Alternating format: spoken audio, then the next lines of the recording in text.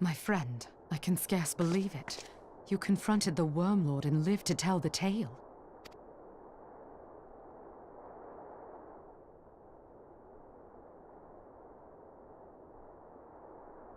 I give thanks to Helone for your preservation. It is our sole cause for gladness. Your encounter with the Keeper of the Lake served to confirm our fears. A great worm has roared, and it makes little difference if it was one of the two in Eorzea or any other. The Dravanians are coming. I am told that Ishgard has magical defenses against Dravanian attack, though I am not privy to their exact nature. Will they be enough to repel a massive force? Ishgard has weathered countless assaults over centuries. This will be no different. And now that you have confirmed the threat, none can ignore the Lord Commander's calls for the wards to be strengthened. I dare not presume to speak for him, but I expect the Lord Commander would sing your praises. I must away, but we shall meet again soon.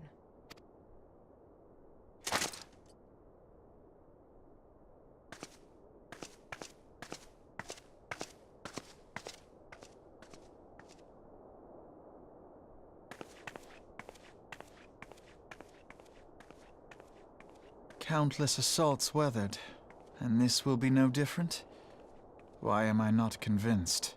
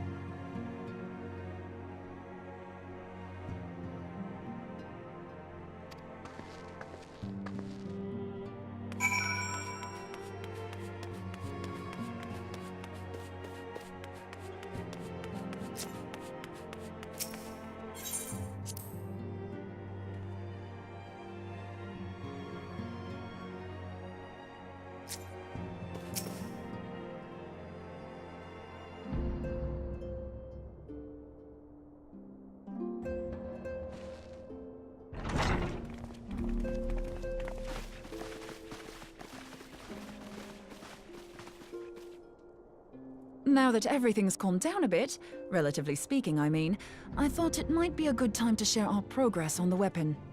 I believe we're on the verge of a breakthrough. Well, don't keep us all in suspense.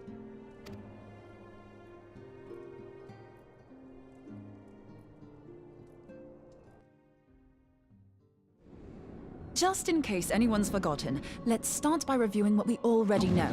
So, an Ascian is an immortal because its soul doesn't return to the ethereal realm when its host is defeated. Instead, it flees to the place that lies between our world and the void. Therefore, the first step to permanently defeating an Ascian is preventing its soul from making this journey. And if you recall, when we last gathered here, I had verified that white auracite has adequate capacity to entrap the beings, albeit only briefly. Which left the small matter of their extermination. Aye. To unmake an Ascian soul, one must needs smite it with a concentrated burst, or blade, of purest ether. However, we wanted for both the data and the means to forge such a weapon. Short of experimenting on an actual Ascian, you see, there's no way to gauge how much ether its soul is made of. As such, we don't know what etheric density our blade needs to have in order for it to work. So we'll just have to make the densest blade we can and hope for the best. Though that would require a lot of ether. Hang on a minute! Why didn't we think of this before? White auracite can hold an absolute heap of ether, can't it? Please tell me you're joking.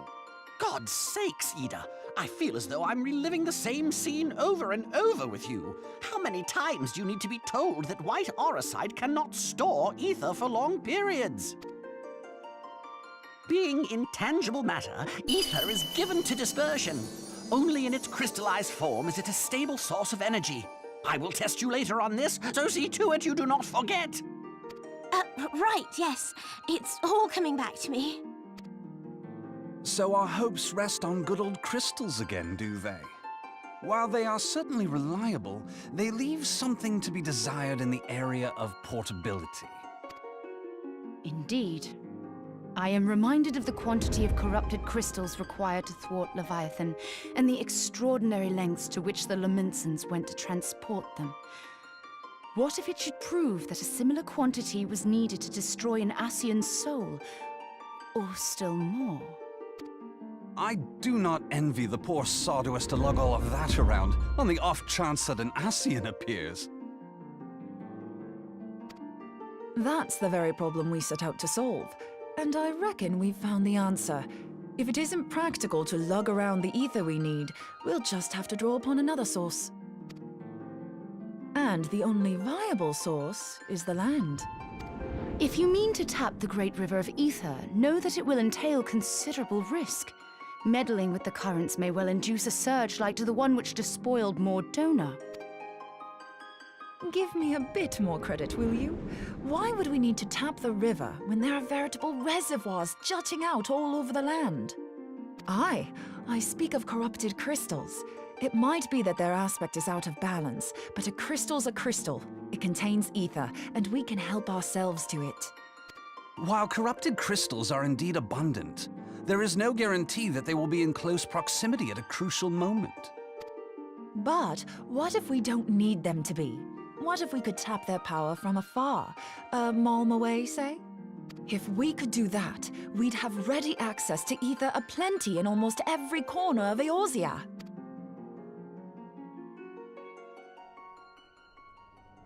I've yet to put my theories to the proof, but I've got a good feeling about this. If no one has any objections, I'd like to see where this avenue leads. If you think it's worth your while, you have my blessing. But tell us, what are your theories? I, for one, am most eager to understand the process, however vaguely. I thought you might say that, but no one wants to listen to boring old theories all day, do they? I know I don't. So with your permission, I'd like to try something a bit more hands-on. I've already built an etheric siphon especially for this purpose, and I've been meaning to try it out. Thing is, the profusion of corrupted crystals in Mordona makes it something of a high-risk testing ground. If anything goes awry with the siphon, it would be better if it didn't happen within spitting distance of quite so much ether. Ideally, I need an isolated specimen. Does anyone know where I can find one? May I suggest northern Thanalan? There you will find corrupted crystals of middling size, standing a reasonable distance apart. Ideal for your needs, I should have thought. Oh, and if you do elect to visit the place, I should be much obliged if you would assist me in another matter while you are in the area. Has something happened? Movement has been observed at Castrum Meridianum. During Operation Archon, the Alliance dealt the stronghold a heavy blow. Its facilities were extensively damaged, and its garrison reduced to a fraction of its former strength. Not long after our forces withdrew, however, their ranks were replenished by reinforcements from Castrum's sentry. They now seek to rebuild, and to this end they have their sights set upon the ceruleum processing plant. Having lost the Empire's support, the 14th Legion lacks the resources to sustain itself. To them, this is a bid for survival, and they will doubtless fight like desperate men. Though I have dispatched the Crystal Braves, I fear their strength alone may not suffice to stay the Imperial assault. I would request the Scion's aid in the defensive effort. If I didn't know better, I'd say you were trying to inveigle us into fighting your battle with the promise of shiny crystals. Well then, consider me inveigled. I won't lie, the crystals you speak of sound perfect, so the Garleans have to go. Besides, we can't afford to beat about the bush. There's no telling when the Ascians will next appear. Thine eagerness to hurl thyself into the jaws of danger cometh as little surprise. Exercise due caution, I prithee. Though you have become a crystal brave, you are yet a scion, Alphino. We could hardly refuse you. Pray, join the Crystal Braves and lend them your support. Thangred and Papalymo shall accompany you.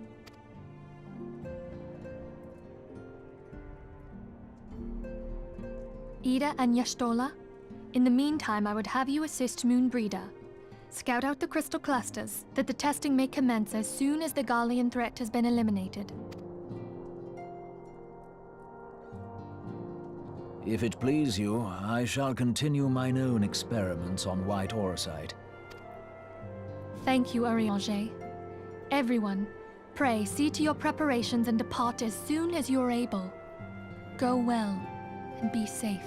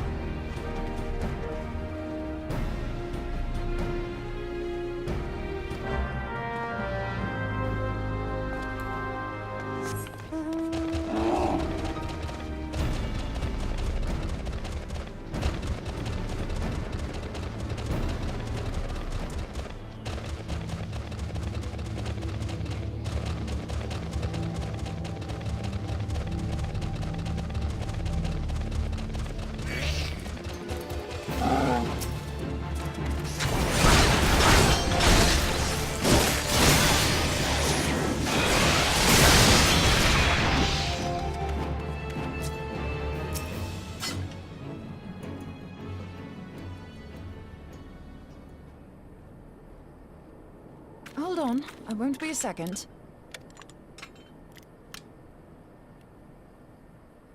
The beast seemed peckish, so I gave it a taste of my axe. I know. As Urianger never tires of reminding me. An axe ill becometh the hand of a scholar. What can I say? I like axes. To hear my mother tell it, I came into this world holding one. And it's not as if it stopped me picking up a quill, is it? I often think of the man who introduced me to the joys of learning. He's one of the reasons I decided to come to Eorzea. Him and my excruciatingly stiff childhood friend. Considering how unalike we are, it's a wonder we ever got on. The world's a strange old place, isn't it? Aye, that ought to do it.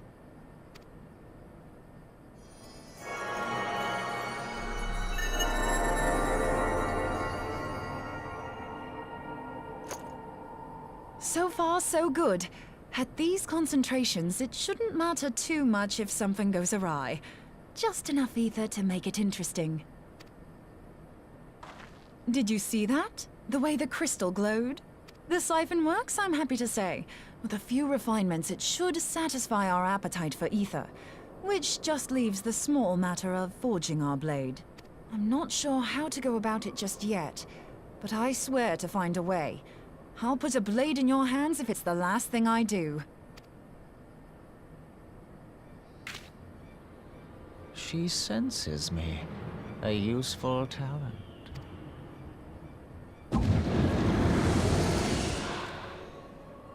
Anasian, are they onto us? By your brand, I see you are an Archon of Sharlayan, keeper of knowledge, seeker of truth. I don't know what the hell's you're saying, but I don't much like your tone. Your instincts serve you well. But come, be not unsettled on my account. That lovely brow was not made for frowns. But I waste my breath. Let me direct my words to one who understands them. We meet at last, warrior of light. I am Nabriales. And you have long been a thorn in my side. I suffered the overweening presence of La Habrea that men might host the power of gods, only for you to undo my hard work.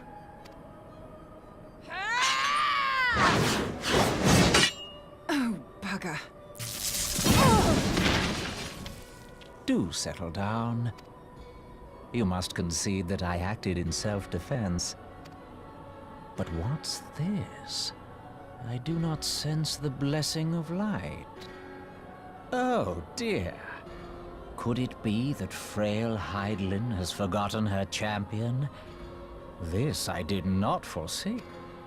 Shorn of light as you are no longer a threat. And better yet, the seal is broken. Now is the time to claim the staff. With it in my grasp, I shall rise above them all and take my place at Lord Zodiac's right hand.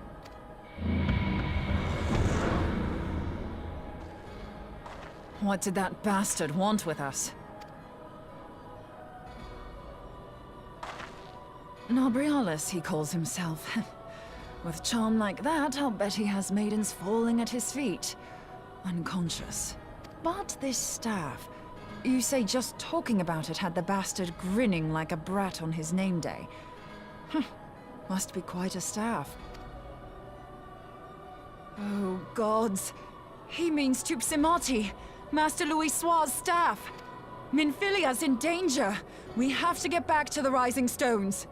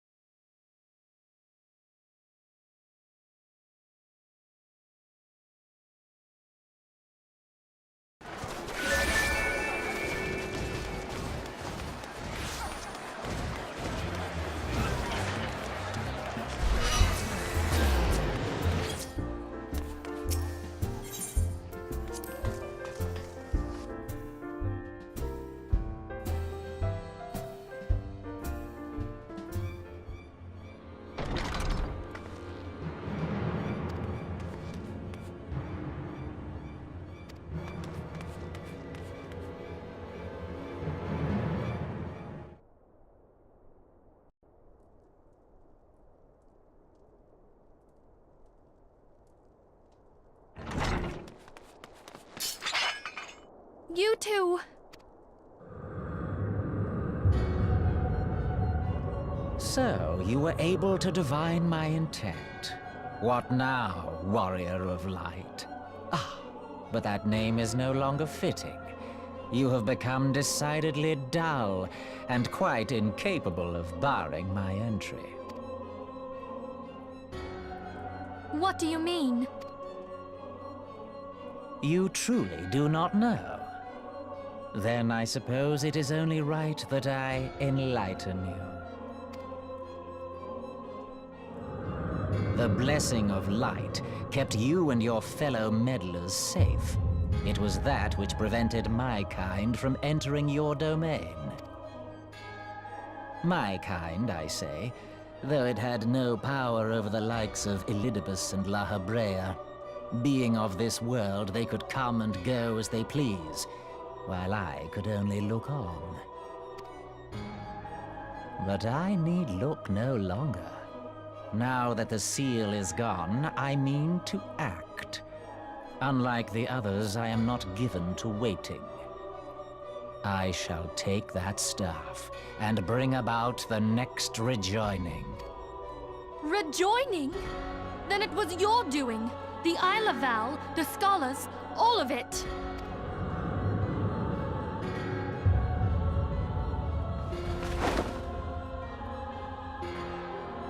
You will not harm her!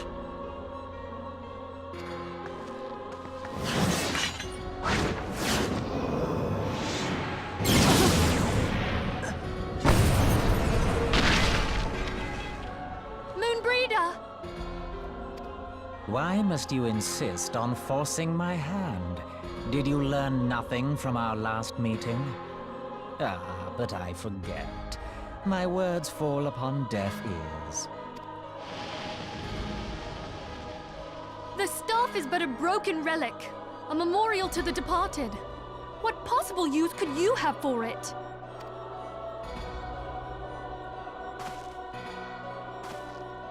What use?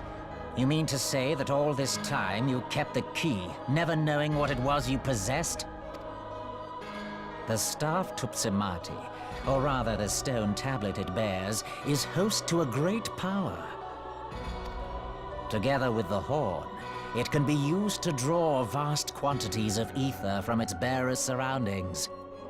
How else do you think Louis Soir was able to invoke the power of the 12 without making them an offering of crystals? Summoning requires not only prayer, but a profusion of ether. Even a child knows that. If I did not know before, you may be certain I do now. But above all, I know that we cannot allow this staff to fall into your hands. I will die before I let you take it. Insufferable woman. I would happily end your miserable life here and now. Alas, Elidibus would never let me hear the end of it. Very well. If you will not part with the staff, I will take you too.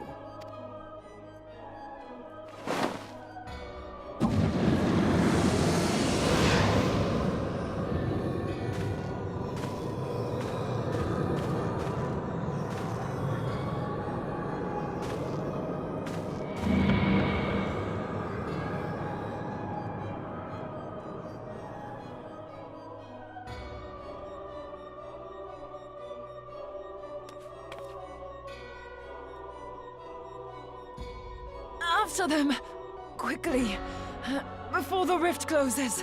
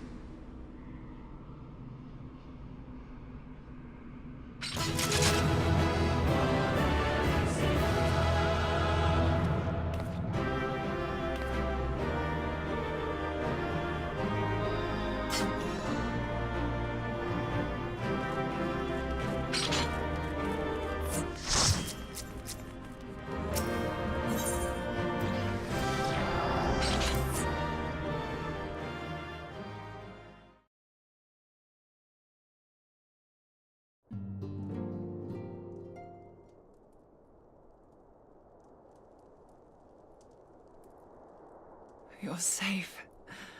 Thank the 12.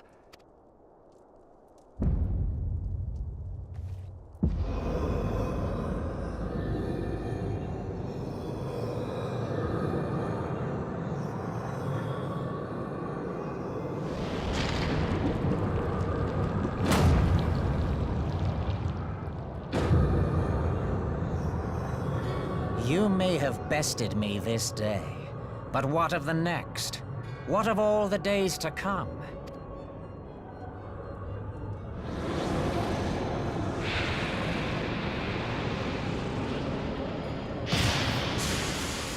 Remember, light no longer holds sway here.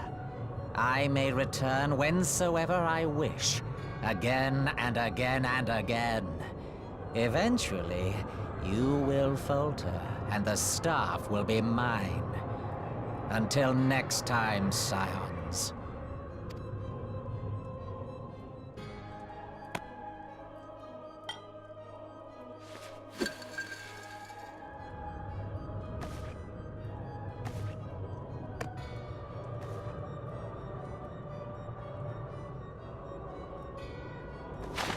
There will be no next time. This is the end.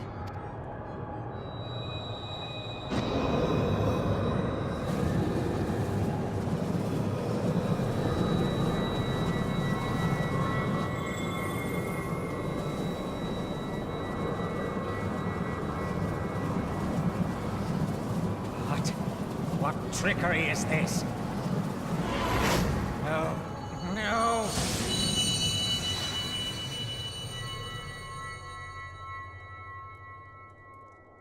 Use Tube Samadhi to gather ether.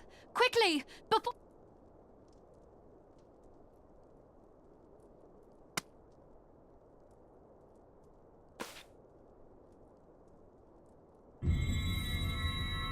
Concentrate. Call to mind the time you struck down La Habrea with the Blade of Light.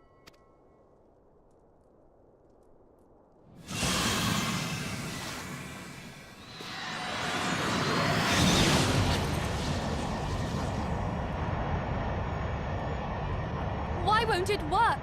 Is it because we lack the blessing of light? Damn it. So much ether. And it still isn't enough. Fools! No mortal prison can contain me! I shall make you pay for your insolence!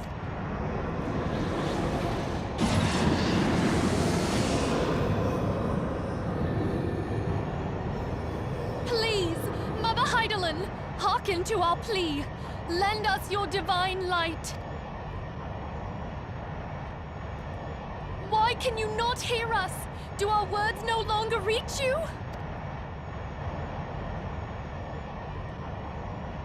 If only we had a bit more ether.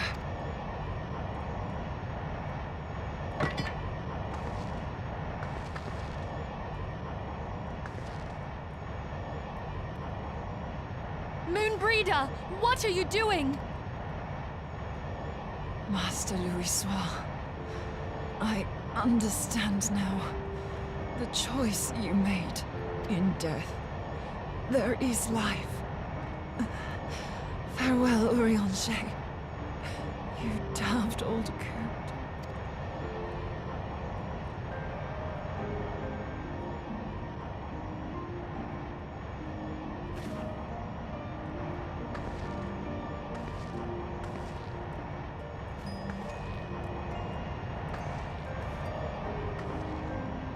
Moonbreeder, no!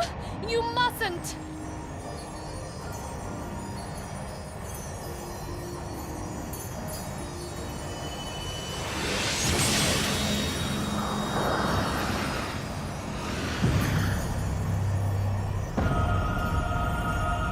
What?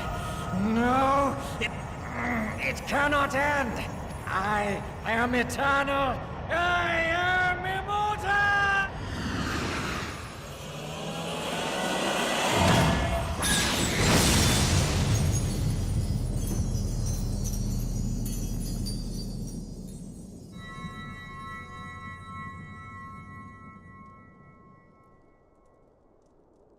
Moonbreeder.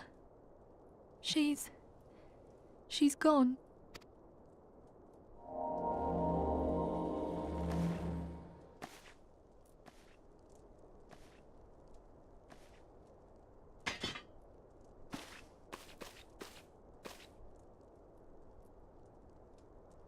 You did it, my friend. The Ascian is dead.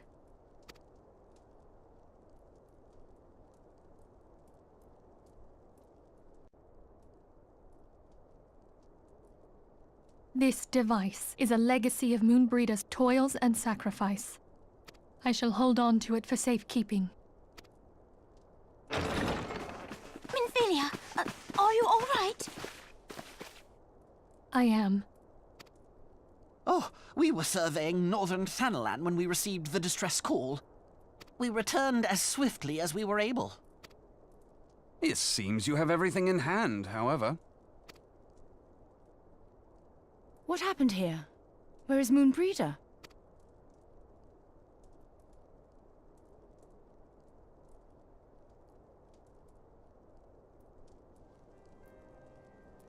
She gave her life to temper the Blade of Light.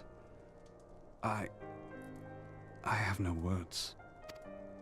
Rather than await the inevitable, she took her fate into her own hands.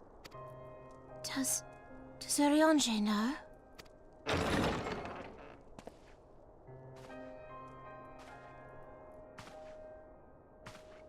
My friend, there is something I must tell you. I heard all, my lady. The moon sinketh, taking her leave of the heavens. Yet her passing heraldeth the coming of a new day. Moonbreeder hath fulfilled her destiny, hath she not?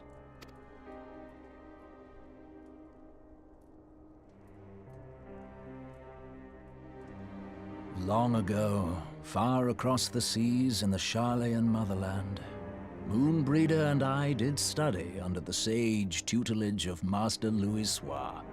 Full oft did he impress upon us that knowledge existeth to serve the greater good. This sentiment, however, was contrary to the nation's policy of neutrality, which censured intercedence in the affairs of foreign lands. In spite of vehement opposition, he founded the Circle of Knowing, and journeyed hitherto the heart of Eorzea. Through his noble sacrifice was the realm spared its doom. Yet this great soul, whom all should rightly have honored, was branded a pariah in his own land. His peers did accuse him of forsaking his duty as a man of learning, and of meddling in the course of history. When he left Sharlayan behind, Master Louisoix gave no word to signal his intent to Moonbreeder. Close as they were, as master and disciple, she was deeply wounded by the sudden exclusion from his confidence. Above all, however, she was confused. Try as she might, she could ill comprehend her master's motive. The slanders that were heaped upon him after his passing served only to inflame the turmoil within her. For years upon end, she knew not what to believe. Torn as she was twixt the man whom she revered and the man who forsook her and his duty both. The Louisoix I knew would never forsake his duty, much less one of his own. This I know full well, my lady. 'Twas not for want of love that Master Louisoix hid his intent. He but desired that Moonbreeder discover her own path, free of the shadow of his influence. Long did I contemplate revealing the truth to her, and long did I hold my peace. After all, was it not Master Louisoix's wish that she come to the truth unaided? I told myself it was, and resolved to let her suffer. Knowingly did I deny my friend the comfort she craved. And now she hath gone to her rest, with doubt still in her heart.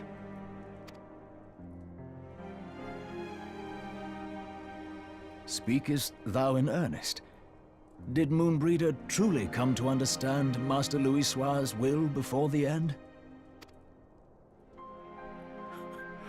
The realization hath set her free. She may now find the peace which hath for so long eluded her. Oh, Moonbreeder, my dearest, how I shall miss thee. Moonbreeder gave her life that we might possess the means to defeat the Ascians. Her sacrifice must not be in vain. Let us continue her work on the Blade of Ether and see it to completion. My lady, I would mourn Moonbreeder in mine own way. I beg your permission to return to the Waking Sands. Of course, my friend. Take all the time you require. We shall be here should you have need of us.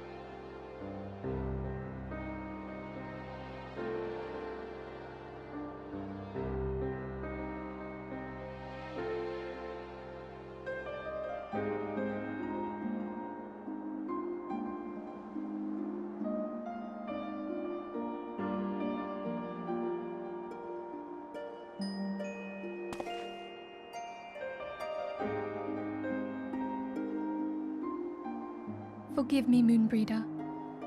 Had I been quicker or wiser, but I was not, and you paid the price. But you would not suffer us to wallow in our sorrow, would you?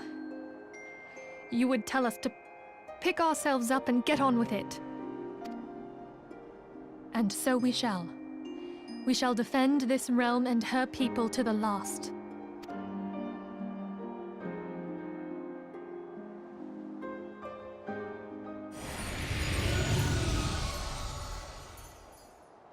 Life for death, a fair exchange. Other bargains will be struck.